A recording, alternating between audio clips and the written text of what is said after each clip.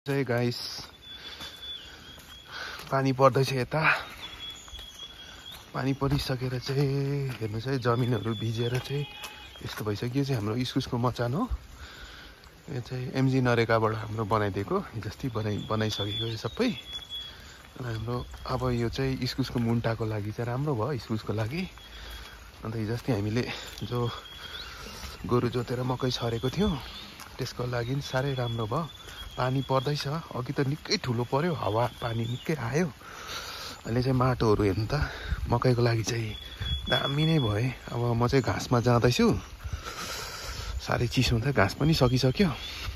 अब यो घाँस पलाउनु लागि पनि दामी हुन्छ। अब यो पानी चाहिँ अझै 1 हप्ता 2 हप्ता पर्यो भने चाहिँ अझै राम्रो। हेर्नु त माटोहरू सबै भिजिसकेको रहेछ। अब मकैको लागि राम्रो। अघि चाहिँ निकै ठुलो पानी परेर चाहिँ हावा पानी निकै आयो नि त। त्यो हावा पानी निकै आएर चाहिँ अहिले पनि सिमसिमे पानी चाहिँ परिरहेको छ। अघि त निकै ठुलो पानी आयो। त्यो निकै ठुलो पानी आएर चाहिँ निकै माटोहरू भिजिसकेको रहेछ। म पनि अब यही बारी जाँदैछु। खासमा त मकैबारी त टेक्नुपर्ने, अनि म उताबाट जानु पर्यो।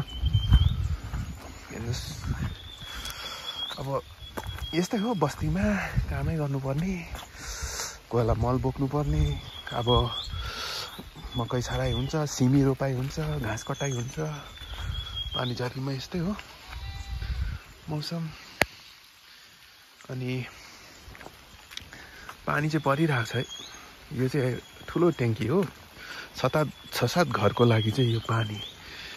अनि हेर्नुहोस् पानी पऱ्यो। अब म घाँसमा चाहिँ जाने। अब पानी अझै ठुल्ठुलोमा आउनु थाल्यो है पानी चाहिँ।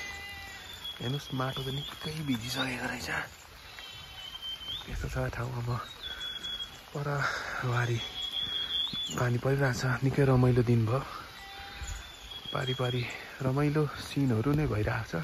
र यति भन्दै थ्याङ्क यू।